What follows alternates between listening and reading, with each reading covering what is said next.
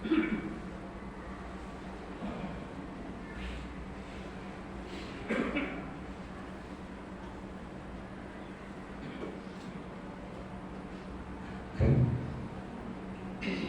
بالله من الشيطان الرجيم. بسم الله الرحمن الرحيم.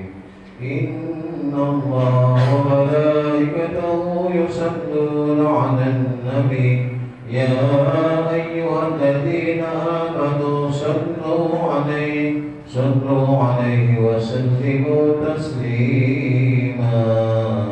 اللهم صل وسلم على سيدنا محمد وعلى آل سيدنا محمد.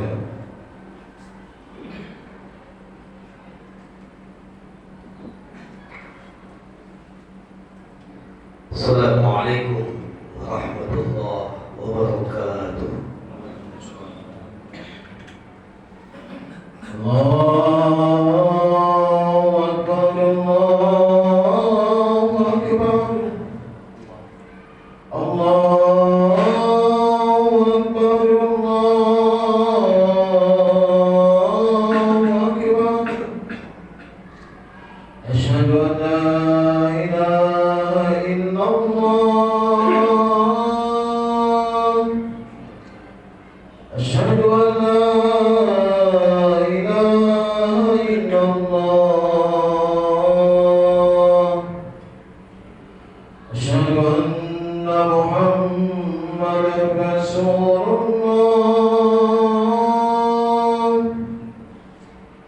Asyhadu anna Muhammadan Rasulullah.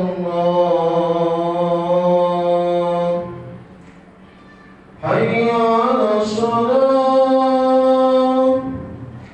Hayya 'alas salat.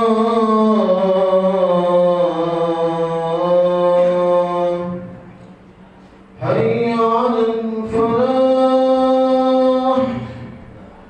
Hayya 'alal falah.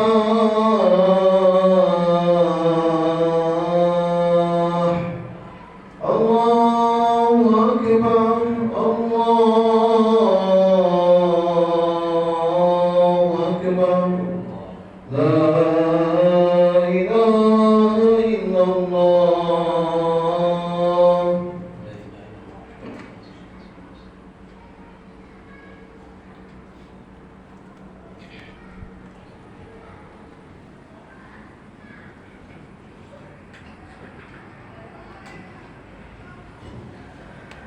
Alhamdulillah, alhamdulillah, alhamdulillahilladzi hadana li hadza wa ma kunna linahtadiya laula an hadana Allah. Ashhadu an la ilaha illallah wahdahu la sharika lah wa ashhadu anna Muhammadan 'abduhu wa rasuluhu la nabiyya ba'dah. Allahumma salli wa sallim ala sayyidina wa nabiyyina wa habibina wa syafi'ina wa zuhrina wa maulana Muhammad sallallahu alaihi wasallam wa ala alihi wa sahbihi rasulillahi ajma'in. Amma ba'du, fa ya ibadallah, ittaqullah, ittaqullah, ittaqullah haqqa tuqatih wa la tamutunna illa wa antum muslimun. Faqala Allah Ta'ala bil Qur'anil Karim, a'udzu billahi minasy syaithanir rajim. Inna a'tainakal kautsar fasalli li rabbika wanhar inna syani'aka huwal abtar. Summa qala Nabiyyuna Muhammad sallallahu alaihi wasallam fi kitabil hadis, as-salatu ra'sul ibadah. Hadirin kaum muslimin sedang salat Jumat yang dirahmati oleh Allah Subhanahu wa taala. Bersyukur kita kepada Allah dengan ucapan alhamdulillahirabbil alamin. Di hari Jumat yang berbahagia ini Allah masih panjangkan umur kita sehingga kita sama-sama dapat melaksanakan sholat fardu Jumat secara berjamaah. Semoga kiranya pelaksanaan sholat Jumat kita ini bernilai ibadah di sisi Allah Subhanahu wa taala dan mengangkat derajat kita menjadi derajat orang-orang yang bertakwa. Salawat dan salam dengan ucapan Allahumma sholli ala sayyidina Muhammad wa ala ali Muhammad semoga berlimpah curahkan kepada baginda Muhammad sallallahu alaihi wasallam yang kita sama-sama mengharapkan syafaat dari Allah melalui baginda Muhammad sallallahu alaihi wasallam nanti di padang mahsyar. Semoga kita semua yang hadir pada hari Jumat ini mendapatkan syafaat dari Allah melalui baginda Muhammad sallallahu alaihi wasallam. Amin ya rabbal alamin. Jamaah sidang salat Jumat yang dirahmati oleh Allah Subhanahu wa taala, izinkan khatib berwasiat khususnya untuk khatib pribadi dan umumnya mengajak kita semua yang meyakini akan adanya kematian, yang meyakini akan adanya balasan surga dan neraka, yang meyakini akan adanya siksa kubur dan nikmat kubur. Mari sisa-sisa hidup kita ini kita pergunakan dengan sebaik-baiknya untuk meningkatkan ketakwaan kita kepada Allah Subhanahu wa taala. Sebab hanya orang-orang yang bertakwalah yang akan mendapatkan rahmat Allah Subhanahu wa taala nanti di akhirat. Hadirin yang dirahmati oleh Allah Subhanahu wa taala. Tubuh akan terlambat indah dan akan ditandai apabila tubuh itu mempunyai kepala. Seseorang memakai baju yang sangat bagus, memakai perhiasan yang cukup mentereng, memakai harta benda di tubuhnya, namun tidak mempunyai kepala, maka tubuh orang itu tidak akan ditandai. Begitu juga dengan kita. Amalan-amalan kita, puasa, zakat, haji, sedekah, bantu fakir miskin, menikahi janda-janda, menyantuni anak yatim, membangun fasilitas umum dan lain sebagainya. Namun kepala ibadahnya tidak kita lakukan, maka amalan-amalan yang kita lakukan itu tidak akan ditandai, bahkan tidak diterima oleh Allah Subhanahu wa taala. Jadi apa sebenarnya kepala ibadah? Rasulullah sallallahu alaihi wasallam katakan as-salatu ra'sul ibadah. Salat adalah kepalanya ibadah. Jadi kalau kita beramal baik, beramal soleh, berzakat, kita berinfak, kita sedekah, kita bantu fasilitas umum, bangun masjid, namun kita tidak sholat, maka ibadah kita itu tidak ditandai. Sama halnya dengan tubuh yang tidak mempunyai kepala. Hadirin kaum muslimin sedang sholat Jumat yang dirahmati oleh Allah Subhanahu wa taala. Oleh karena itu, orang untuk melakukan ibadah kepada Allah cukup mudah, namun cukup berat untuk melakukan ibadah yang tidak mengeluarkan biaya ini adalah sholat.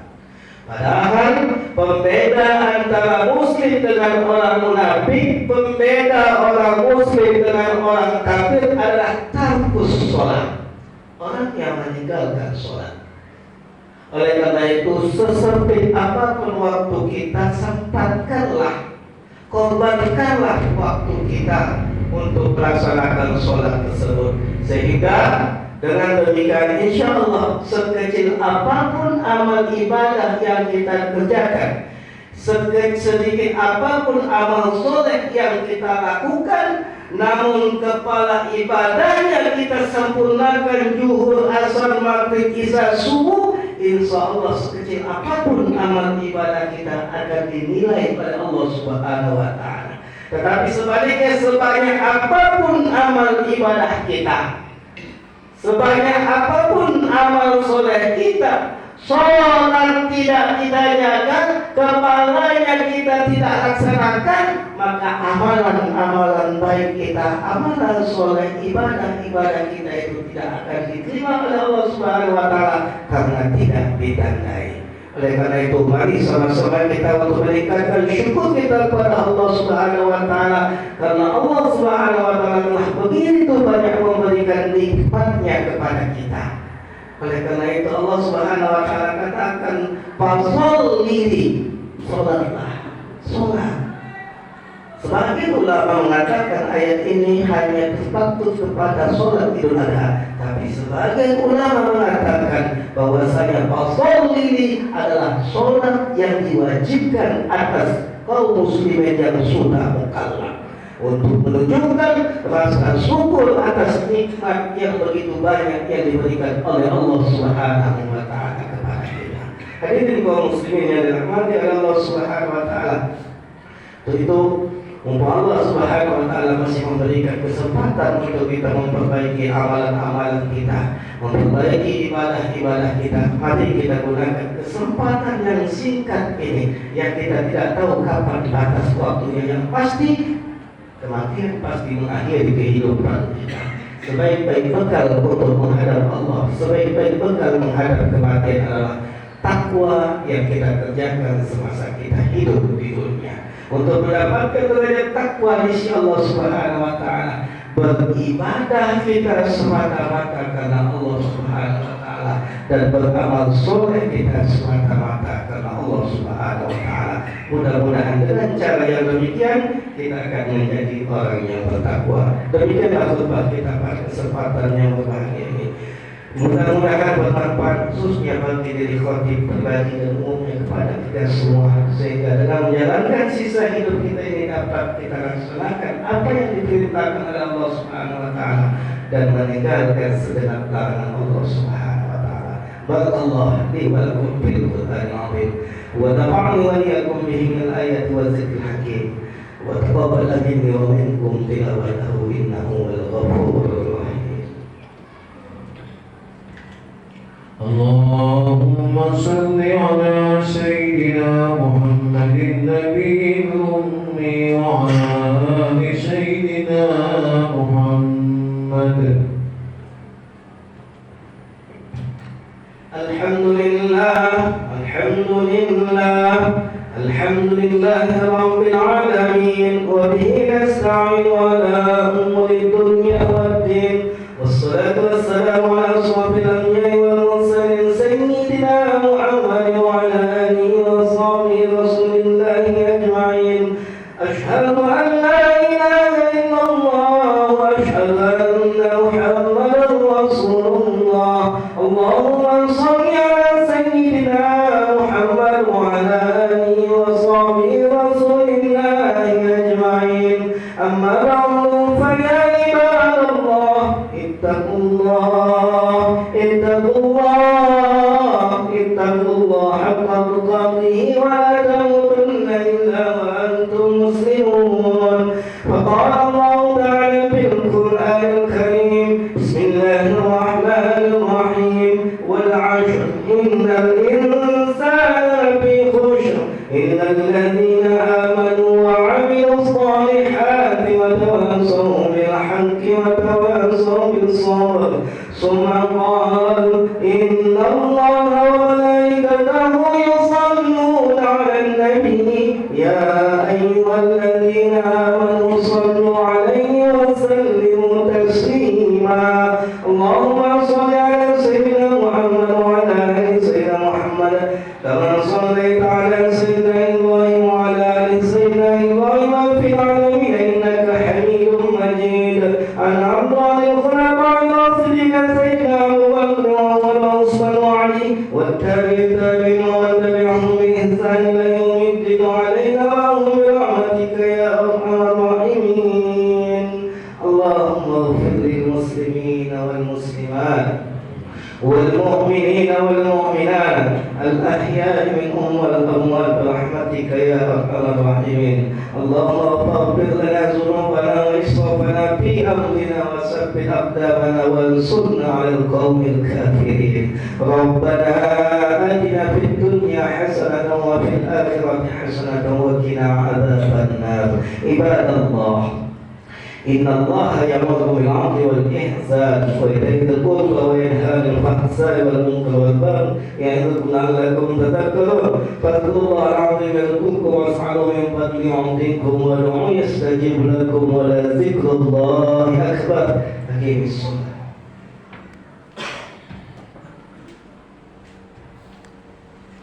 الله أكبر الله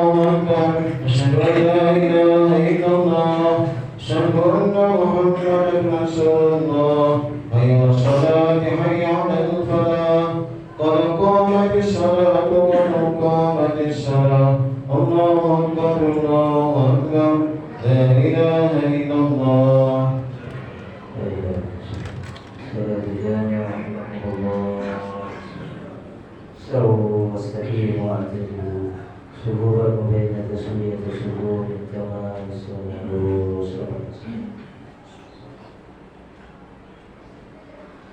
الله أكبر.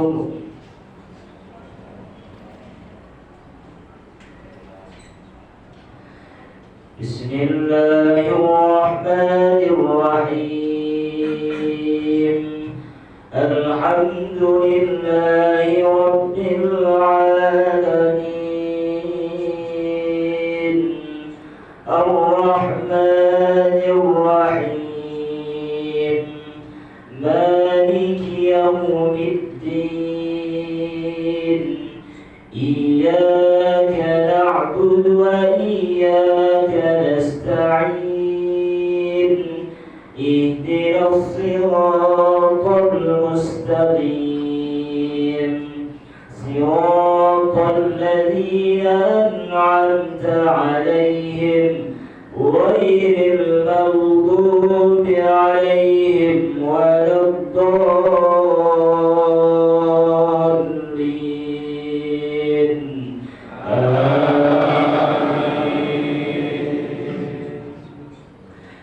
بسم الله الرحمن الرحيم. وإن من أهل الكتاب لمن يؤمن بالله وما أنزل إليكم وما أنزل إليهم خاشعين لله لا يشترون بآيات الله ثمنا قليلا أولئك لهم أجرهم عند ربهم إن الله سريع الحساب. يا أيها الذين آمنوا اصبروا وصابروا ورابطوا واتقوا الله لعلكم تفلحون. الله أكبر.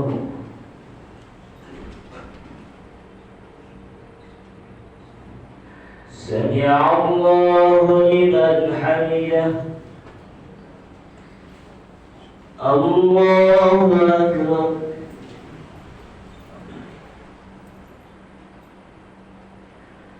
الله أكبر.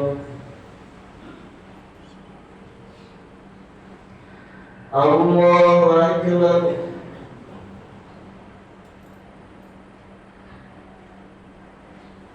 الله أكبر. بسم الله الرحمن الرحيم. الحمد لله رب العالمين الرحمن الرحيم مالك يوم الدين إياك نعبد وإياك نستعين اهدنا الصراط المستقيم صراط الذين أنعمت عليهم غير المغضوب عليهم ولا الضالين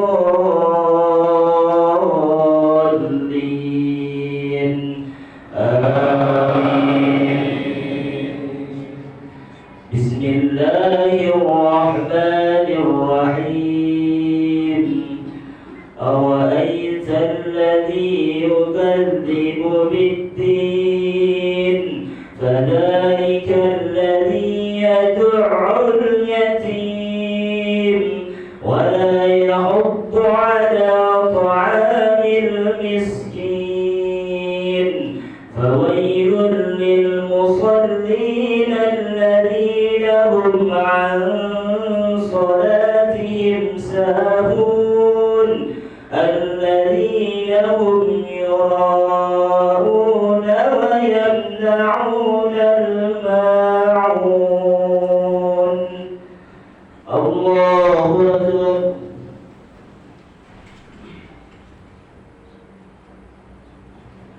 سمع الله لمن حمده.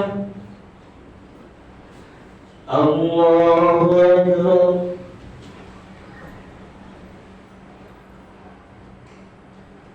الله أكبر.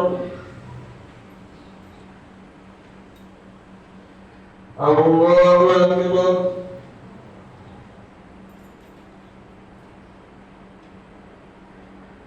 الله أكبر.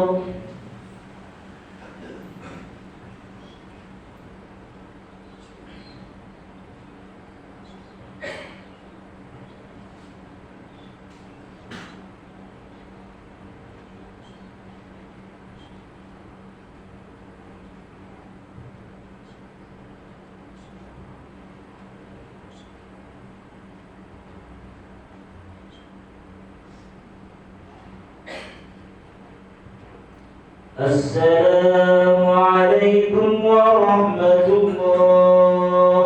السلام عليكم ورحمة الله. صلى الله العظيم الذي لا إله إلا هو الحي القيوم وأتوب إليه. أستغفر الله العظيم الذي لا إله إلا هو الحي القيوم وأتوب إليه. أستغفر الله العظيم الذي لا إله إلا هو الحي القيوم وأتوب إليه. بسم الله الفاتحة. أعوذ بالله من الشيطان الرجيم. بسم الله الرحمن الرحيم. الحمد لله رب العالمين الرحمن الرحيم مالك يوم الدين. إياك نعبد وإياك نستعين. اهدنا الصراط المستقيم صراط الذين أنعمت عليهم غير المغضوب عليهم ولا الضالين. آمين. أعوذ بالله السميع العليم من الشيطان الرجيم. بسم الله الرحمن الرحيم. الحمد لله رب العالمين. اللهم لك الحمد حتى ترضى ولك الحمد إذا رضيت ولك الحمد بعد الرضا ولك الحمد على كل حال برحمتك يا أرحم الراحمين. اللهم صل على سيدنا محمد الفاتح لما أغلق والخاتم لما سبق ناصر الحق بالحق والهادي إلى صراطك المستقيم وعلى آله حق قدره ومقداره العظيم. يا حي يا قيوم يا ذا الجلال والإكرام. يا حي يا قيوم لا إله إلا أنت سبحانك إنا كنا من الظالمين. اللهم اجعلنا من التوابين واجعلنا من المتطهرين واجعلنا من عبادك الصالحين واجعلنا من عبادك الشكور برحمتك يا أرحم الراحمين.